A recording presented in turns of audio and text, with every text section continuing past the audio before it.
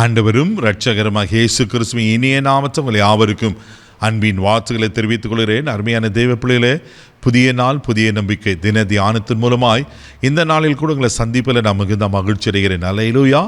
இன்றைக்கு கூட கர்த்தர் நமக்கு கொடுக்கிற வார்த்தை என்ன?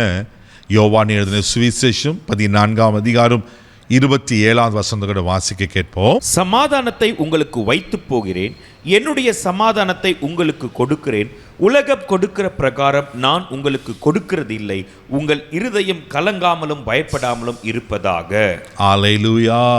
இன்னைக்கு கர்த்தர் கொடுக்கிற வார்த்தை என்ன? உங்கள் இருதயம் கலங்காமலும் பயப்படாமல் இருப்பதாக. அல்லேலூயா. தேவபிள்ளையிலே, இந்த வருஷத்தினுடைய முதல் மாதத்தில் இந்த கடைசி நாட்களில் வந்துட்டேன். இந்த நாளில் கூட ஒரு மாதம் போயிடுச்சு, இன்னும் வருகிற நாட்கள் எப்படி இருக்குமோ?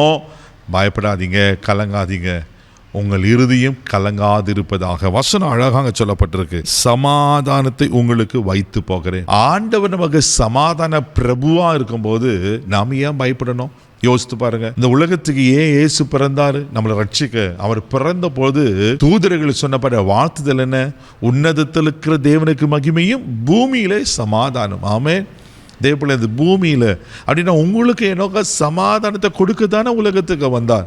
ஏன்னா இந்த உலகம் சமாதானம் இல்லாமல் இருந்தது. எப்போ உலகத்து மேலே பிசாசு ஆளுகை செய்து உலகத்தை சீரழிச்சானோ அப்போவே ஆண்டவர் திட்டம் பண்ணிட்டார், நான் உலகத்துக்கு போயிட்டு என் ஜனங்களுக்கு, ஆமென், என்னுடைய சாயலாய் உருவாக்கப்பட்ட என் மக்களுக்கு நான் சமாதானத்தை கொடுக்கணும்னு. ஏசாயா தீர்க்கதரிசி சொல்கிறாரு, அவர் பிறப்பதற்கு 800 ஆண்டுகளுக்கு முன்பாகவே அவருக்கு ஒரு பெயர் வைக்கிறாரு, சமாதான பிரபு. நமக்கு ஒரு பாலகன் பிறப்பார், நமக்கு ஒரு குமாரன் கொடுக்கப்படுவார், அவர் நாமம் சொல்லிட்டு சமாதான பிரபு.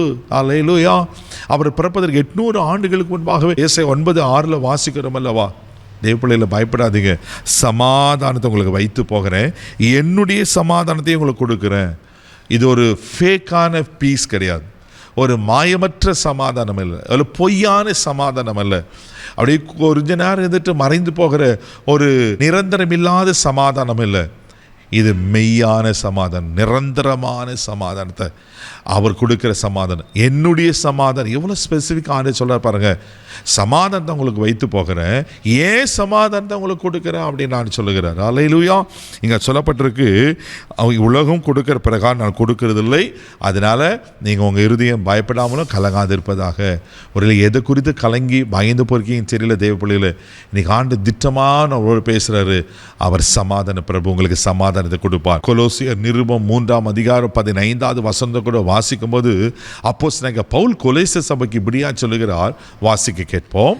தேவ சமாதானம் உங்கள் இருதயங்களில் ஆள கடவது, இதற்கென்றே நீங்கள் ஒரே சரீரமாக அழைக்கப்பட்டீர்கள், நன்றி அறிதல் உள்ளவருமாயிருங்கள். பாருங்க, தேவ சமாதானம் இருதயங்களை ஆள கடவது, இதுக்காகத்தான் நீங்கள் அழைக்கப்பட்டிருக்கிறோம். இன்னைக்கு உலகம் எதை தேடிக்கொண்டிருக்கு?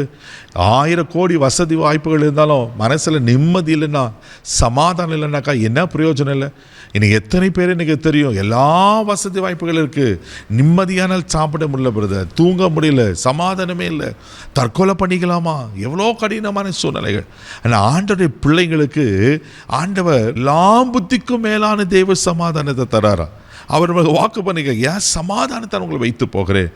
சங்கீதத்தின் புஸ்தகம் 29ஆம் சங்கீதம் 11ஆம் வசனம் கூட வாசிக்கும் போது இப்படியா சொல்லப்பட்டிருக்கு. வாசிக்க கேட்போம். கர்த்தர் தமது ஜனத்திற்கு பலன் கொடுப்பார், கர்த்தர் தமது ஜனத்திற்கு சமாதானம் அருளி அவர்களை ஆசீர்வதிப்பார். கர்த்தர் தமது ஜனத்துக்கு சமாதானம் அருளி அவளை ஆசீர்வதிப்பார். இன்னைக்கு உங்களுக்கு சொல்றாரு, நான் உனக்கு சமாதானம் அருளி உங்களை ஆசீர்வதிக்க போறேன், பயப்படாதீங்க, கலங்காதீங்க. கண்களை மூடி நம்ம ஜெபிக்கலாம். அன்பு தகப்பனே, சமாதான பிரபுவே உமக்கு நன்றி சொல்லுகிறோம். இயேசுவின் நாமத்தினால யாருக்கெல்லாம் இந்த சமாதானம் இல்லாமல் சமாதான குலைச்சலினால அன்றே பயந்து போய் கலங்கி போயிருப்பாங்கண்ணா, இயேசுவின் நாமத்தில் இந்த நாள் சமாதானத்தின் நாள் என்று நான் டிக்ளேர் பண்ணுறேன்ப்பா. அன்ற உங்கள் மெய்யான சமாதானம், உலகம் கொடுக்குற பிரகாரம் இல்லாண்டவர பொய்யான சமாதானம் இல்லை, உங்கள் மெய்யான சமாதானத்தை இயேசுவின் நாமத்தில் இந்த நாளில் இவங்க மேலே நான் கட்டவிழ்க்கிறேன். இந்த நாள் சமாதானத்தின் நாள் என்று சொல்லி இதில் ஆசீர்வதிக்கிறேன்ப்பா. கிருபைக்கு ஒப்பு கொடுக்கணும், மகிமை உமக்கு செலுத்துக்கிறோம். இந்த நாள் முழுவதும் உங்கள் சமாதானத்தால் நிரப்பி காத்துக்கொள்ளும். இயேசுவின் மூலம் ஜெபம் கேளும் பிதாவே, ஆமென். சமாதான பிரபு உங்களுக்கு முன்னாடி போகிறார், தைரியமாக போங்க. God bless you.